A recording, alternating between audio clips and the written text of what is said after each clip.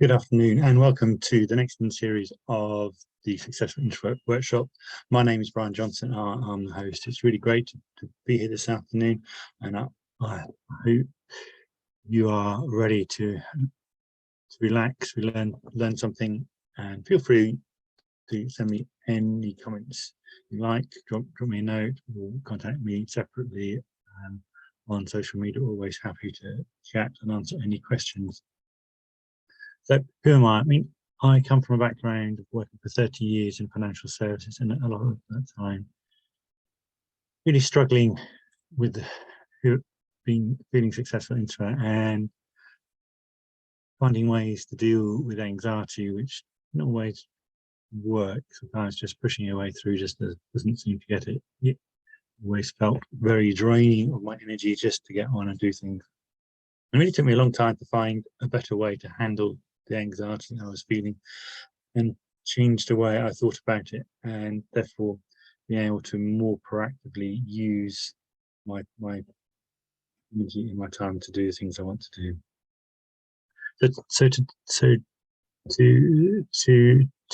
Today, I'm focusing on feeling anxious. Anxious, and what does that mean to you? I mean, it's really one of those big words that comes up quite a lot when you talk to anxieties. Are you anxious? Do you feel anxious? Anxious about something? What makes you anxious? Writing this workshop, for example, I felt anxious, nervous that what I would write, would it make sense and spoken out, and would those listening to it understand and appreciate the message? And I felt really anxious about whether anyone would turn up today, both if they did and didn't. Yeah. Anxious.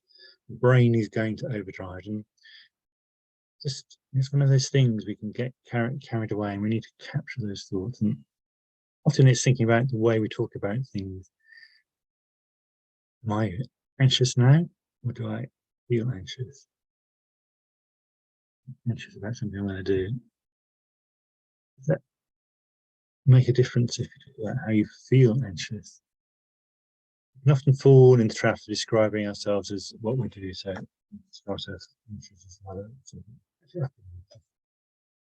this sense of anxiety.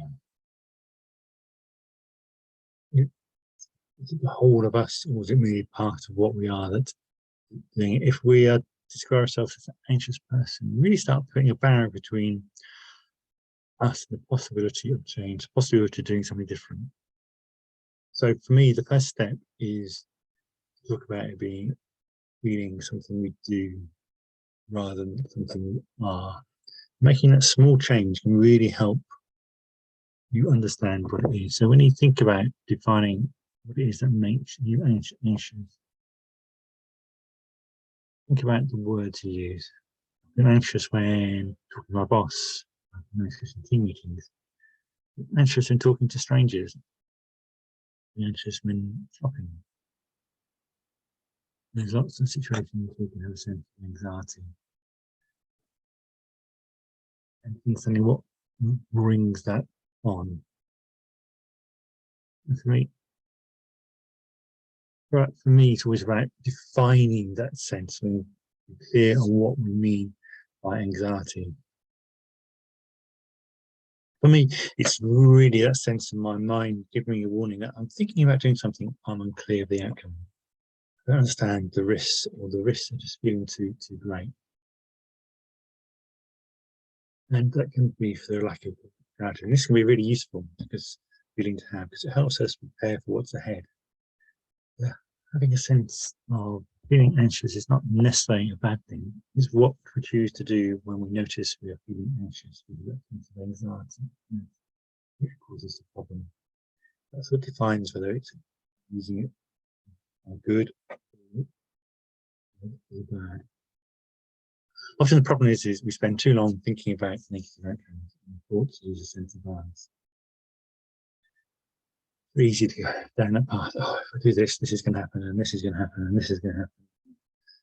I'm going to go in, I'm going to mumble my words to the boss, and he's not going to like me, and then I'll get a promotion, and actually next year he will sack me. And that's just followed through a whole lot of thoughts. When you start really breaking down things like that, finding really what you're anxious about today. Break that long lane of negative thought. What is it you're anxious about? That it's about bringing clarity. Once you bring a fix into focus, you can then touch it, you can see it, smell it, and you know what it is you are anxious about. You actually see the possibilities better. You can see around it, through it, under it, and you can see what you can do with it. So for me, for example, think of what's the worst thing that can happen in presentation. But a very simple thing is, is someone joins, they hate what I say, and they leave negative comments all over social media. That really puts people off working with me ever again in the future.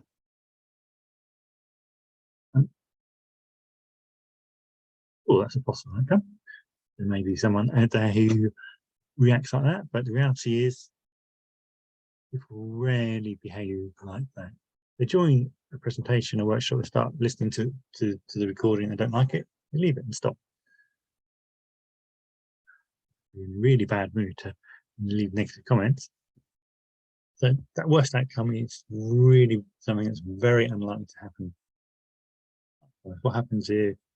No one chooses to join me live. That's fine. I'm recording this, so I can then take the recording and I can share it with people who couldn't make it. What happens if the recording goes wrong is that I practiced doing this presentation, this workshop, and next time I do it, it will be even better because I worked through any links, anything that doesn't work in it, and so it will make a real difference. So it's really focus. Anxiety, what is it? Just get clear in your mind what you mean anxiety. Because ultimately, anxiety is a feeling. It's something that's your body feeling something. Something you notice, feel. You're feeling anxious inside. You're nervous, you may tremble, you shake, you may lose. You're unable to speak. Your mind go blank.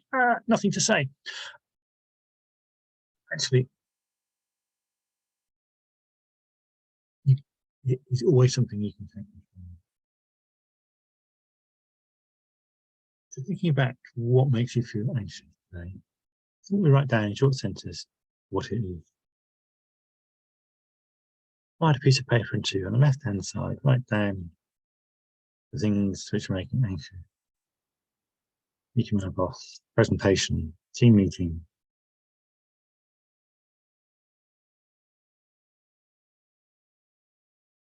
Talking to someone on the way home. Going for drinks after work. Whatever makes you anxious. And then just really start thinking about on the side of paper, what are the possible outcomes? What's possible outcome? You don't say anything. You've got to ask you a question, your mind goes blank. Say something stupid. Mumble over your words. You get really embarrassed and go red. Run out the room. Embarrassment.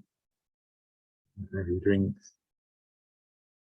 You embarrass an important client.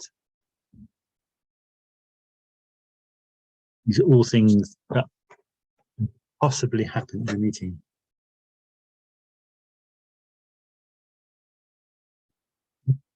And the next step is really to go on and look at your list. Is it really balanced? Think about, based on your experience, what is the likely outcome? What's happened previously? What's the best possible outcome? Best possible outcome, you won't get asked any questions. You just said, Ryan, take the notes. Fine. Best possible outcome. No, you don't want to say anything.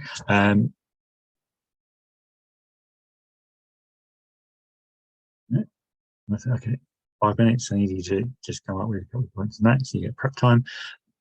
It's really what there is always an alternative. What's important there is to understand the balance and just thinking about how likely each outcome is.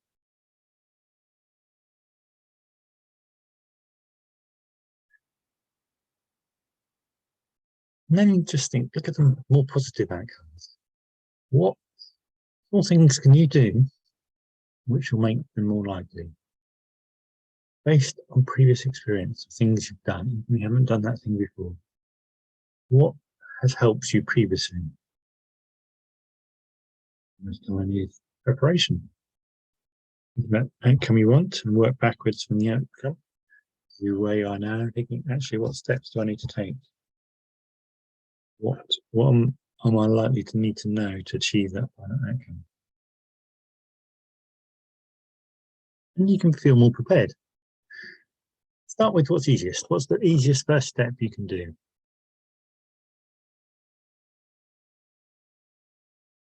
Be preparation reading. Could be talk to somebody and say, I've been a bit nervous at that. You know, what are your thoughts? And almost certainly they are going to, whatever they say, you'll feel less anxious. Either say, yeah, I'm really anxious too, so someone else feels like me, or actually, there's nothing to worry about because X, Y, and Z. And oh, they say it's not as bad as I think it is. Fantastic. So either you've got a supporter, you instantly can get a supporter in the room. There's all these practical steps. It's just thinking through. There's not one right answer for everybody. It's working out what's the easiest first step. Me taking control is all about journey. You're on a journey, knowing where you want to go. We've brought that clarity around what anxiety means and where you want to go. We can then move one step closer every day. The step. Sometimes you find out, that's not the step I thought it was. We take a different. Every day is about taking a step and noticing, does that bring us closer or further to where we want to go? It's learning not to be so hard on yourself. You can do it. You can take control. Find that easiest step. One easy step a day, and suddenly find you're doing the stuff you thought was impossible. Because you've broken it down into easy steps. You're here, you're listening because you want to feel less anxious. What one thing are you willing to do to achieve that?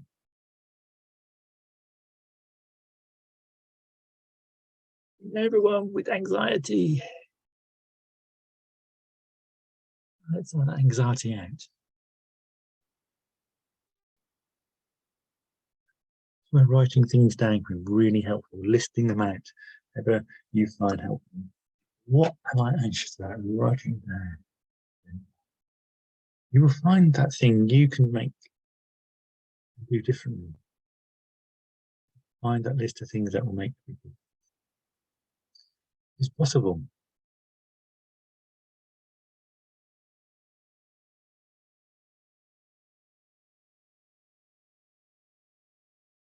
It's bringing the balance, where you start, what you're doing.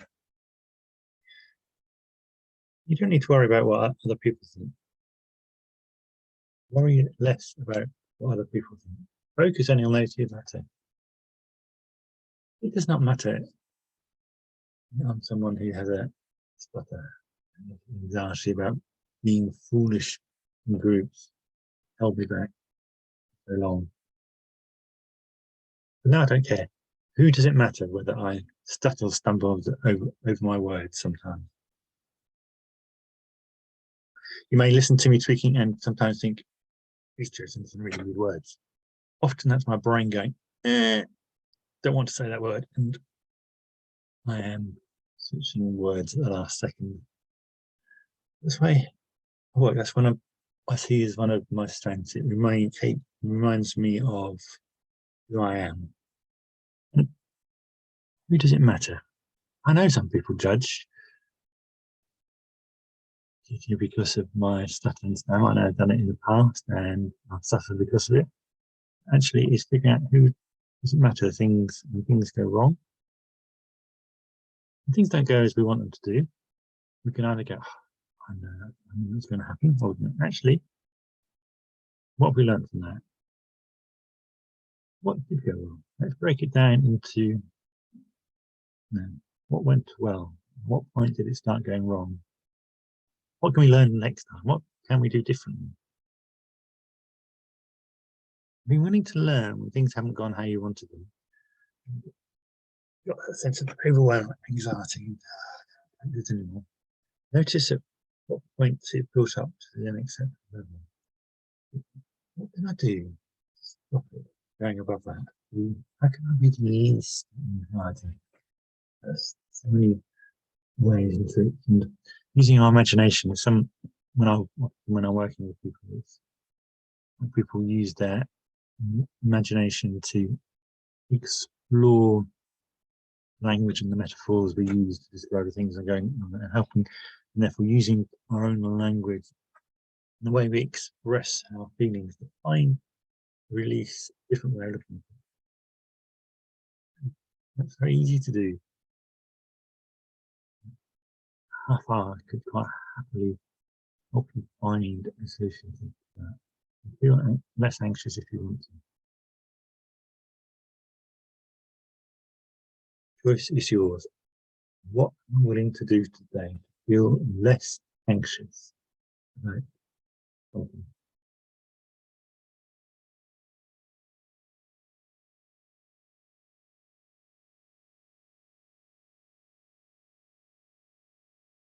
Nothing could be the answer. Nothing is the answer. Am I happy with the anxiety? And then it's understanding what is holding you back from doing something.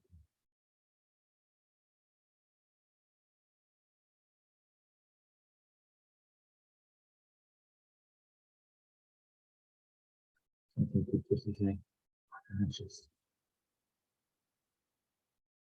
Going from I'm anxious to I feel anxious.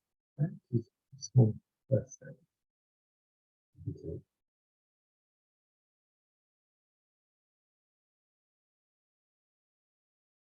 So it's really worth thinking through what you want to do.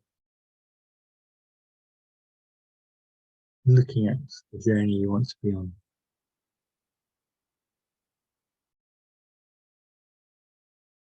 For me, I notice my emotional energy after speaking for around 20 minutes just drains off rapidly. And as we approach that point, I know that to continue is draining my energy battery. So really start focusing on today, what you have learned. Every time I do something, every time I listen to something, we learn something. I've learned nothing. Well, how have you learned nothing? Have you not heard a single word I've said? Have you not learned a bit about my story? Learned some different thoughts? Was everything I said something you knew?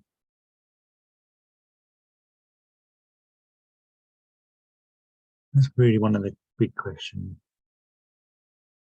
One of the things to think about. What is it you want? What have you learned? What would you do different? Doing different, one thing different a day is a habit. Analyze before creating habits, and analyze changing habits. Find the habits that work for you and keep them. Don't work for you and change them. All about knowing yourself. You can do it. We all have it in ourselves to change. You can choose a pace you change. You can make a difference.